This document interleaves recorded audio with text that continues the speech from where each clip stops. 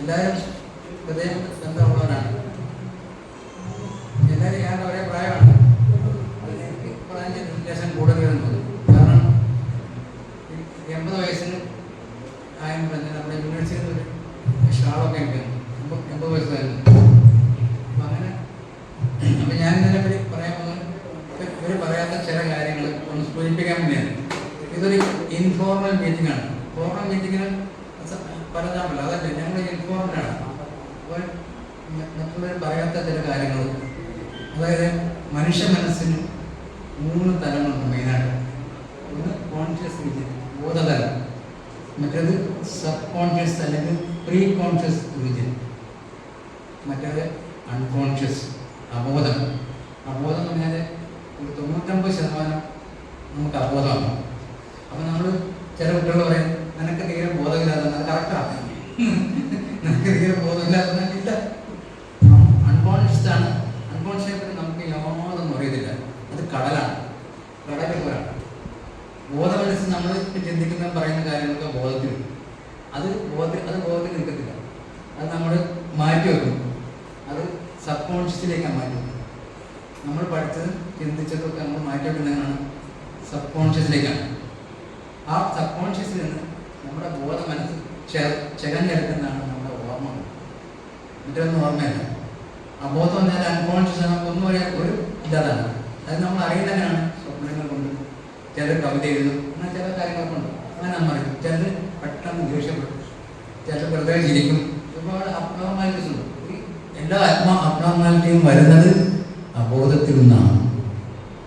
നമ്മുടെ മനസ്സിന് ഡിസ്റ്റർബൻസ് ഉണ്ടാക്കുന്ന എല്ലാ ചിന്തകളുടെ അടിസ്ഥാനം അൺകോൺഷ്യസ് ആണ്.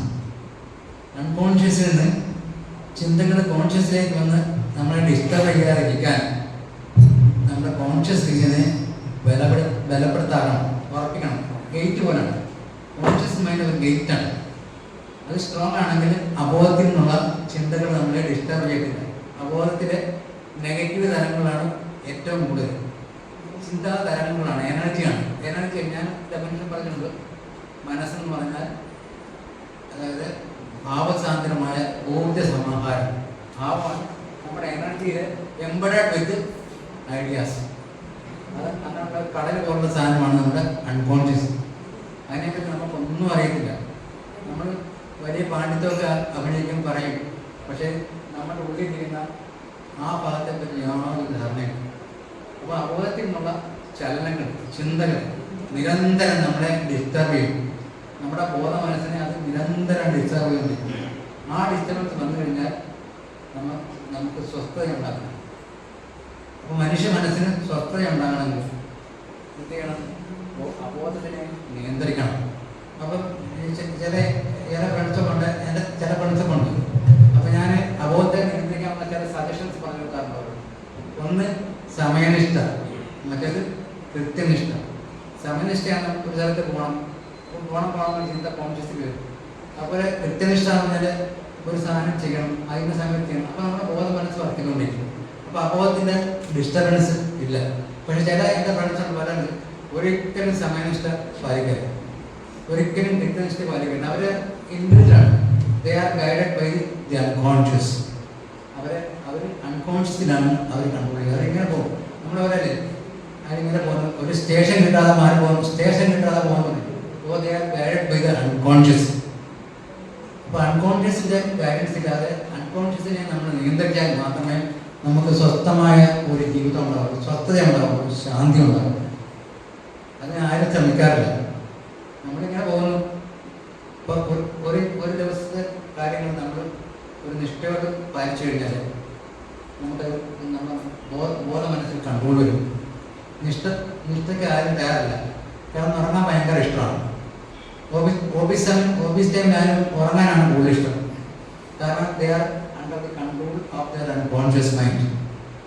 അതിൽ നിന്ന് മാറിയാൽ മാത്രമേ നമുക്ക് സ്വസ്ഥത ഉണ്ടാവുള്ളൂ. അല്ല ഒരിക്കലും സ്വസ്ഥ ഉണ്ടാകില്ല. അബോധത്തിലെ ചിന്ത ഇങ്ങനെ കൊണ്ടടക്കും. നിർത്തിക്കട്ടെ, അബ്ദുറഹ്മാനോട് ഞാൻ പറഞ്ഞു, എല്ലാവരും അത് നമ്മളെ ഇങ്ങനെ കൊണ്ടടക്കും. അതിൽ നിന്ന് രക്ഷ നേടാമെങ്കിൽ നമ്മൾ ചില കാര്യം ഞാൻ എൻ്റെ ബുക്കിൻ്റെ അവസാനം എഴുതിയിട്ടുണ്ട്.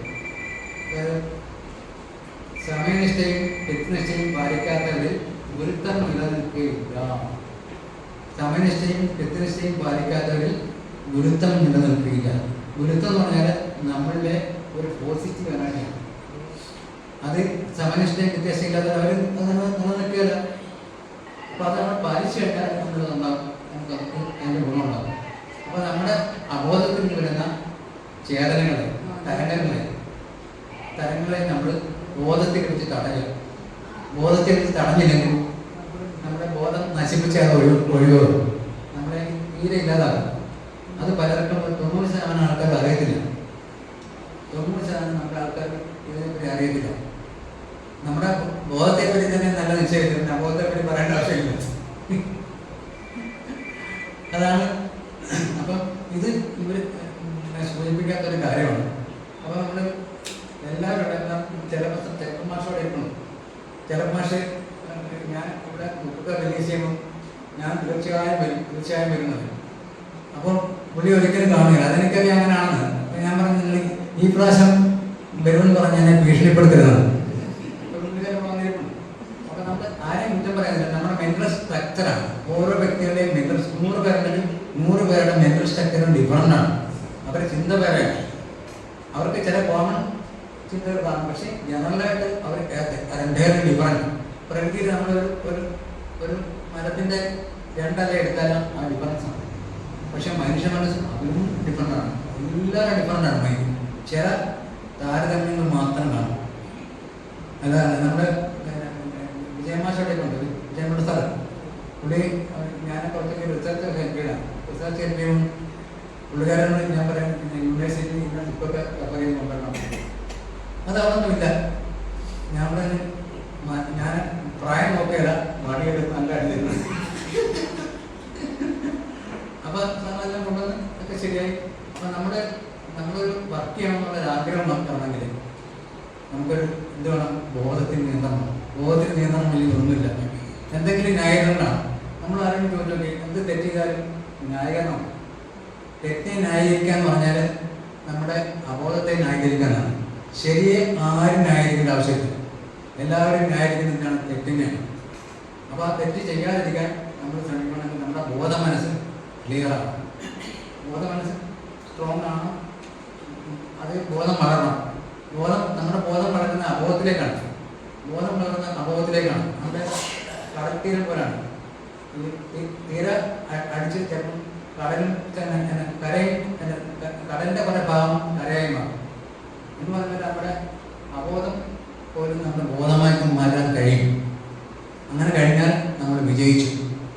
പിന്നെ സ്നേഹവും വിനയവുമാണ് ഇന്നത്തെ പറയുന്നത് ഏറ്റവും മഹത്തായ സംഗതി. സ്നേഹമില്ലെങ്കിൽ ഒന്നുമില്ല, വിനയമില്ലാത്തവരും ഒന്നുമില്ല.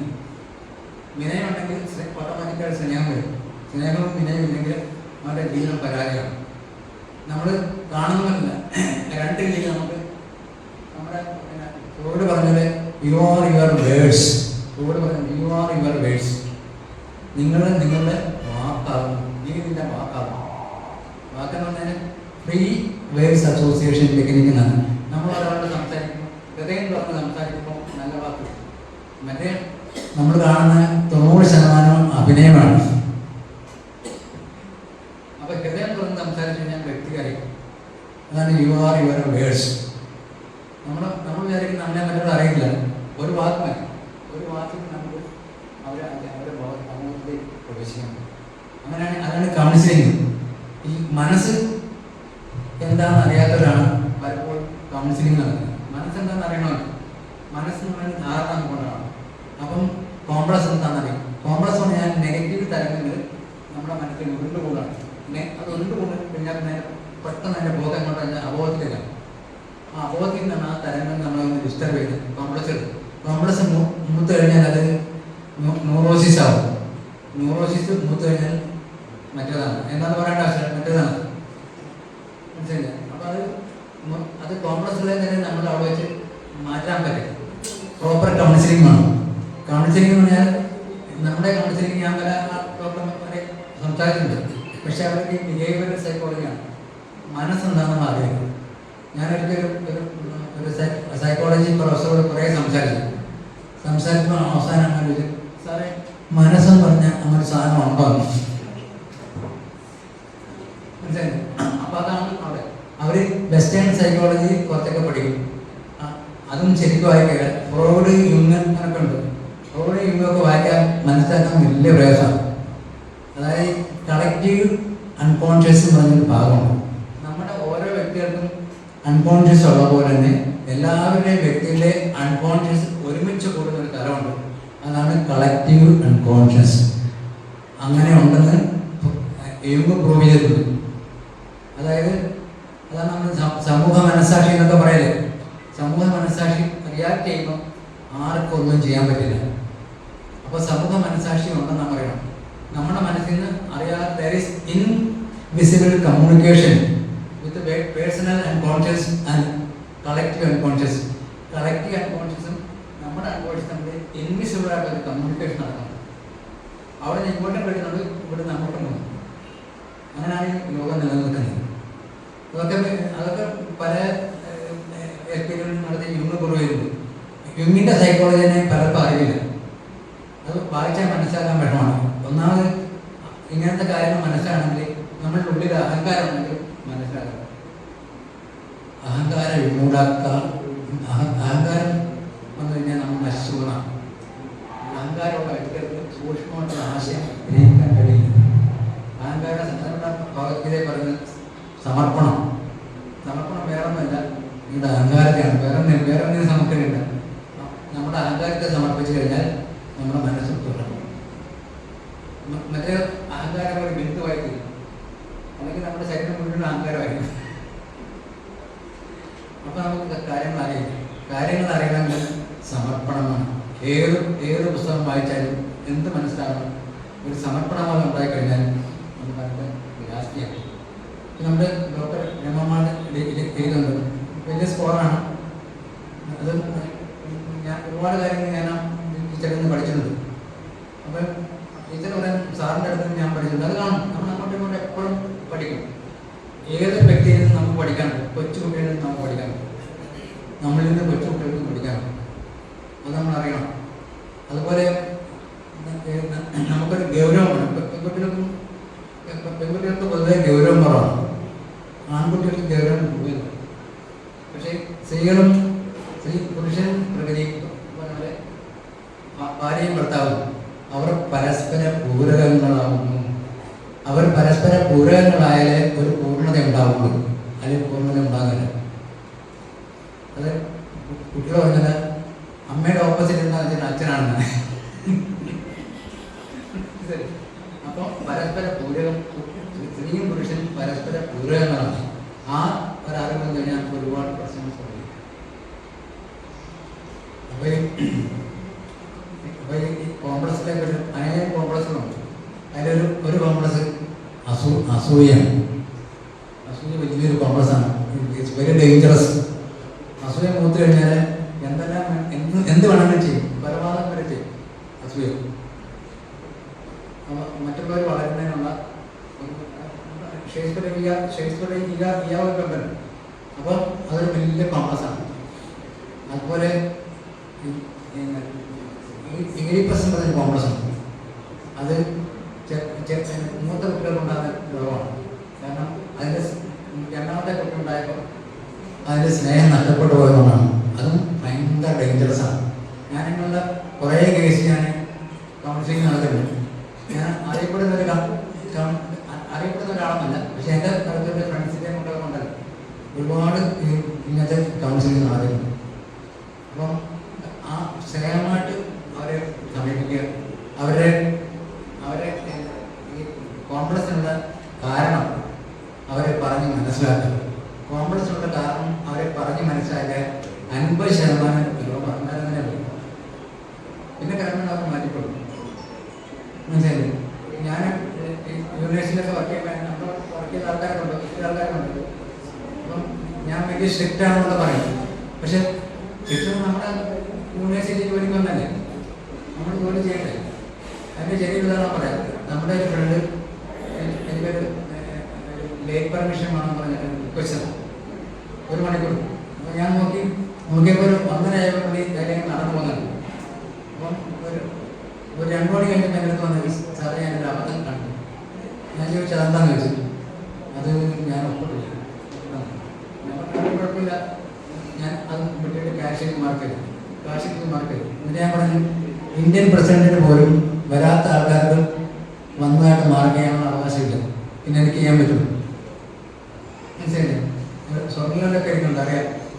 വർക്ക് ചെയ്യുന്നതാണ്, നമ്മുടെ നല്ല വർക്ക് ചെയ്യുന്നതാണ്. ഒരിക്കലും സ്വർണ്ണ ഒരു മോളാണ് ഒക്കെ പഠിപ്പിക്കാൻ വേണ്ടി പരീക്ഷ ഉണ്ട്. അപ്പം ലീവ് എടുത്തിട്ട് അപ്പം ഞാൻ പറഞ്ഞു എന്താ പറഞ്ഞത്, അത് മോക്കിങ്ങനെ SSLC പരീക്ഷയാണ് അതിൻ്റെ.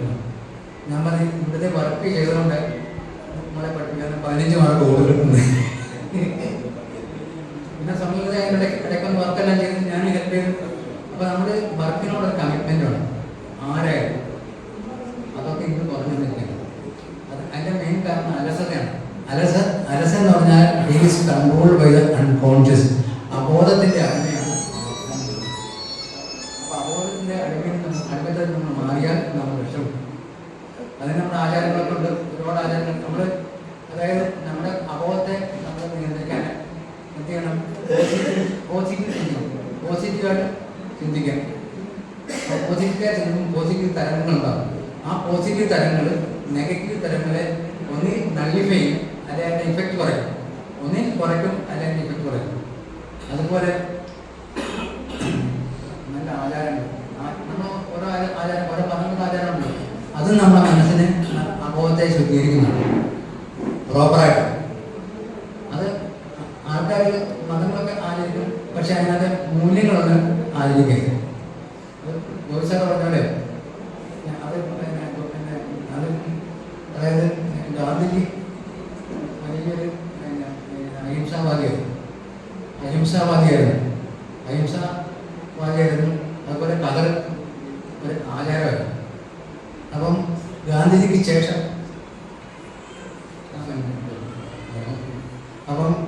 ഗാന്ധിജിക്ക് ശേഷം ഒരുപാട് ആൾക്കാർ ഫോളോവേഴ്സ് വന്നിട്ടുണ്ട്. അവർ ഗാന്ധിയുടെ നല്ല തെളിഞ്ഞ കതറ സ്വീകരിച്ചു, പക്ഷെ അഹിംസ സ്വീകരിച്ചില്ല. കാരണം ചിക്കന് ടേസ്റ്റ് ഉണ്ടെന്നൊക്കെ തിരിച്ചറിഞ്ഞു കഴിഞ്ഞു. അപ്പം ഞാൻ കൂടുതലായിട്ടും പറയാം, എഞ്ചിനീയറിംഗിലൂടെ പറയാൻ വേണ്ടി എന്തെങ്കിലും പറയാം. ഞാൻ ഈ ഒരു ബോധം, സബ് കോൺഷ്യസ്, അൺകോൺഷ്യസ്, അതിനെപ്പറ്റി പറയാനാണ് ഞാൻ. അതിനെ നമ്മൾ നിയന്ത്രിച്ചാലേ നമ്മുടെ ജീവിതം ജയിക്കും. അത് നമ്മുടെ ആചാരങ്ങൾ കൊണ്ട് നാമം ജയിക്കുന്നു, അങ്ങനെ പല കാര്യങ്ങളുണ്ട്. അതുകൊണ്ടൊക്കെ നമുക്ക് ചെയ്യാൻ പറ്റും. പിന്നെ എനിക്ക് 80 വയസ്സ് കഴിഞ്ഞപ്പോൾ ഞാനൊന്ന് വീണു. അപ്പോൾ വീഴുന്നതിന് കഴിഞ്ഞിട്ട് ഞാൻ എഴുതി വെച്ചത്.